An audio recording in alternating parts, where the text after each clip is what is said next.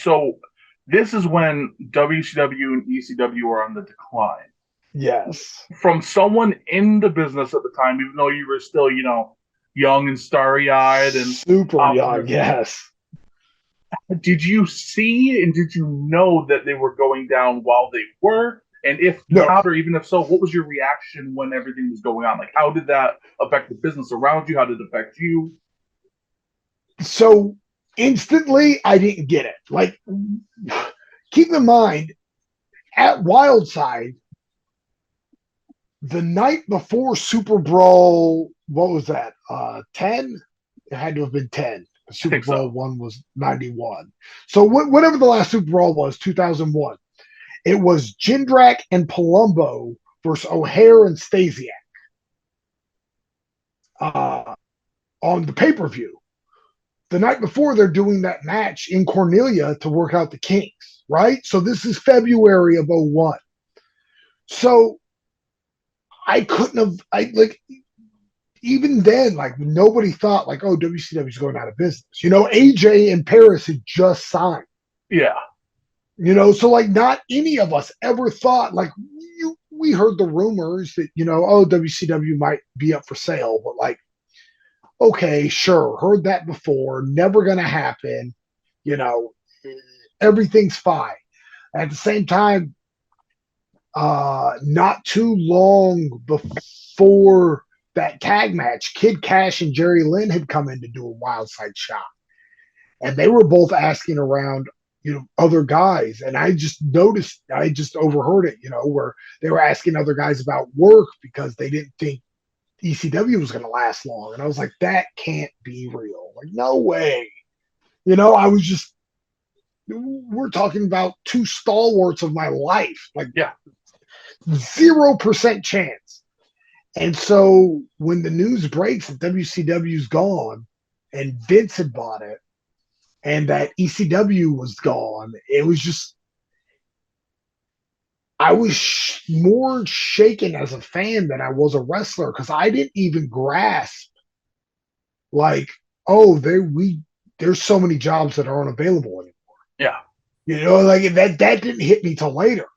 It was genuinely, as a pro wrestling fan, I was like, what the crap? Whoa, no, no, no, no. Like, what am I going to do on Thursday now? I can't watch Thunder. What am I, like, Were you an none of this is ECW guy, by the way? a huge ECW I had a guy. feeling. I Yeah, like I said, me and my brother fought over who got to be Sabu before we ever saw Sabu.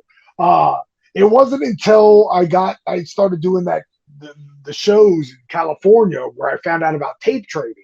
Oh boy, And I yeah. was yeah, and then I got to start getting my hands on this stuff, especially since those shows I was on. So Louie Spicolli was in and out of there.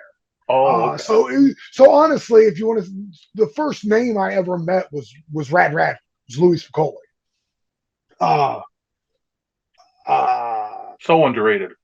yeah, he was the best. He was super. It was just like, oh my god. But like, so like, here's a guy I would see on a Saturday in California, and then I'd get a tape, and he's giving Tommy Dreamer a Death Valley Driver, which I'd never seen before, right? It was Spicoli Driver, right? So it's just like, this guy's completely changing the game, and he used to be a body Dono. Like, he's the best of all time.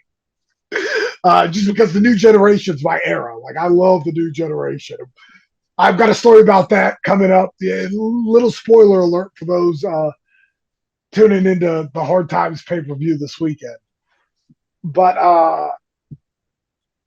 yeah, so like it didn't even make sense to me that ECW was gone, that WCW was gone. That means these jobs were gone.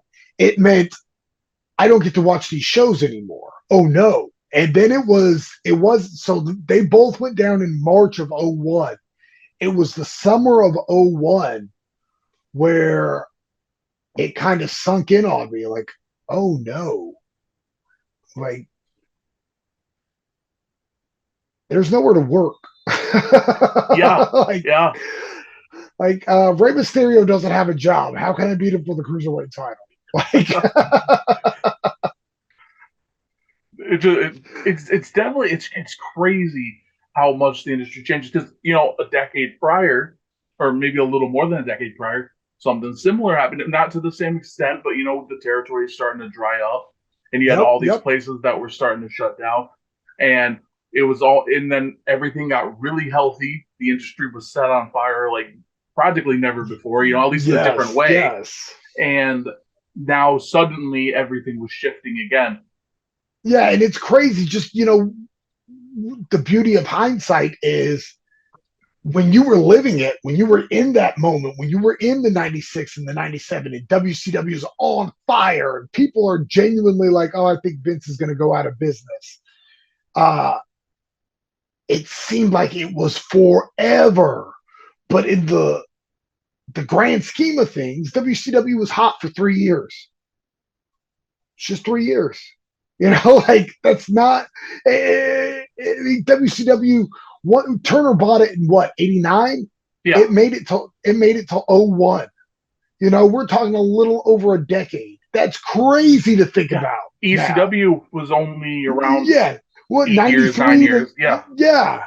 Crazy to think about how quick that is in hindsight.